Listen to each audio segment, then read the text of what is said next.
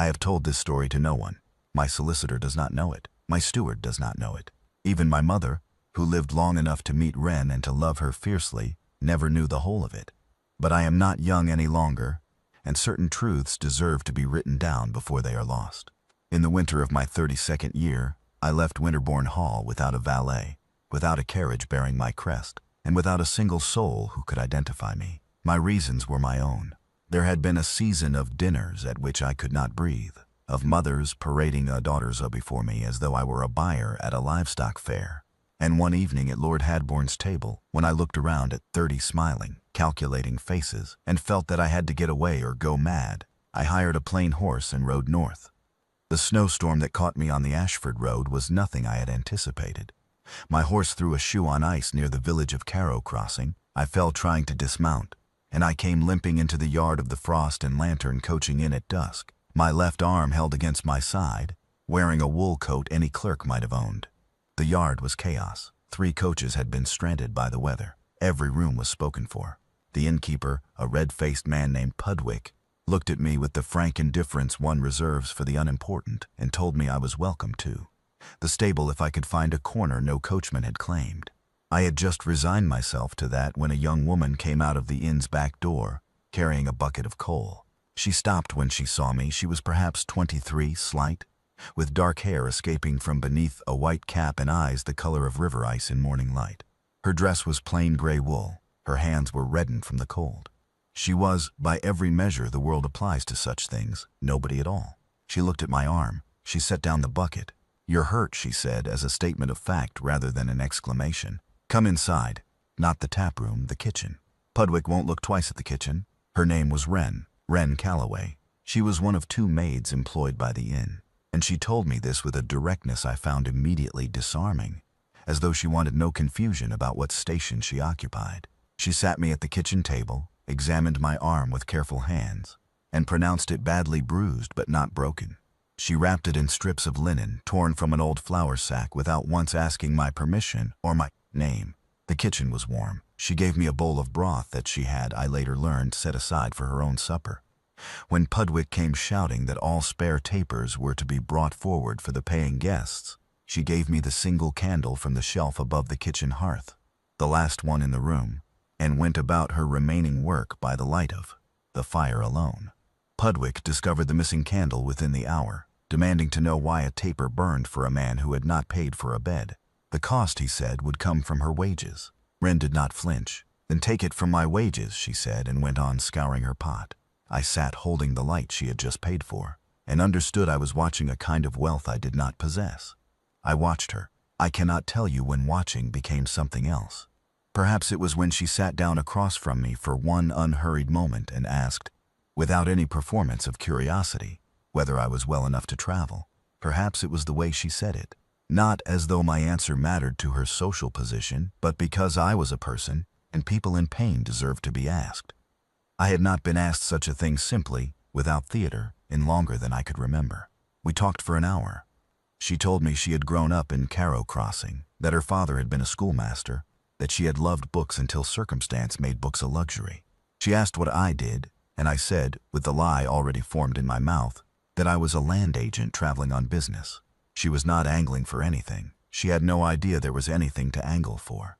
When I finally rose to find my place in the stable, she pressed into my hand the last of a small loaf of bread wrapped in a cloth and told me the gray mare in the 3rd stall was gentle. She said good night and turned back to her work.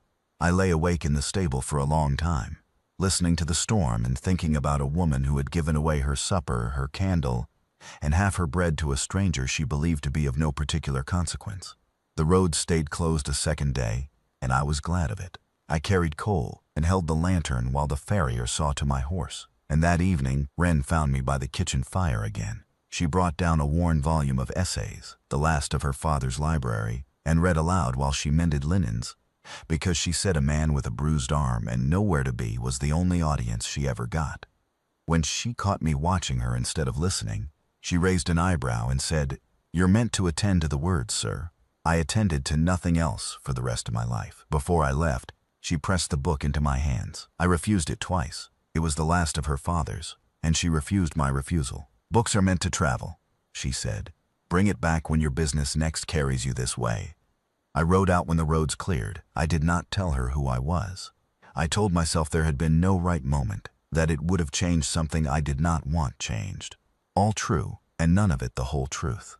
The whole truth was that I had been entirely myself in that kitchen for the first time in years, and I was afraid a title would make it impossible to be that man again. I wrote to my solicitor from the next coaching inn. My instructions were precise. Identify the young woman called Wren Calloway, maid at the Frost and Lantern in Carrow Crossing, and ensure her father's old schoolhouse, which had sat vacant since his death 2 years prior, was quietly purchased and repaired in her name. Anonymous. No explanation. I returned to Winterborn Hall. I managed the estate, attended the Parliament, endured another season. But I found that certain things no longer satisfied me. A candlelit drawing room full of carefully managed conversation was not. It turned out a substitute for an hour at a kitchen table being asked a plain question. I read her father's essays 3 times that winter and kept the book beside my bed. In the spring I rode north again, not in disguise this time, with my crest on the carriage door, my steward beside me, and her father's book in my pocket. I had a piece of business in Carrow Crossing, or I invented one. I told myself I only meant to return what I had borrowed, and to see that she was well. She was standing in the yard of the schoolhouse when my carriage turned down the lane.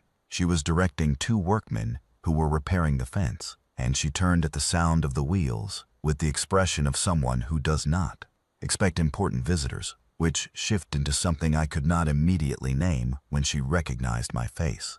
I stepped down from the carriage. She stood very still. "You were the land agent," she said.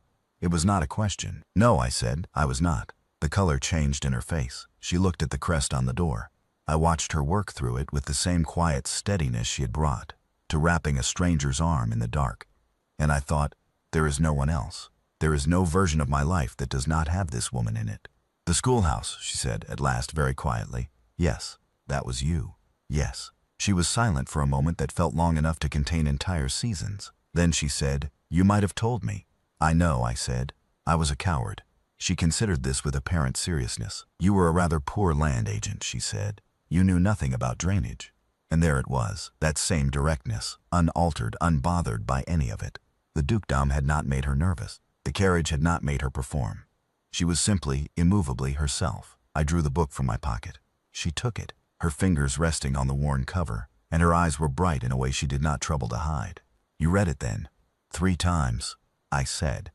I attended to the words. We walked along the lane between the schoolhouse and the village, and I told her everything plainly, as I had not been able to tell anyone plainly in a long time. I told her about the storm and the fall and the inn, and about watching her work by firelight and understanding that the world I had come from was much poorer than that kitchen.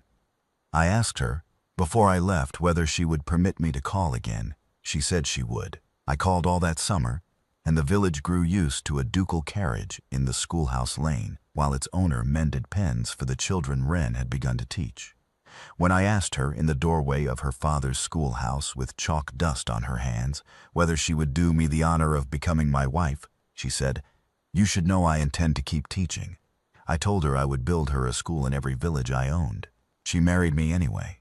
She became my duchess the following autumn, in a small stone church in Carrow Crossing, with snow on the ground and candles lit along every sill, and the life I have lived with her since has been, without question, the warmest and most honest thing that has ever been mine.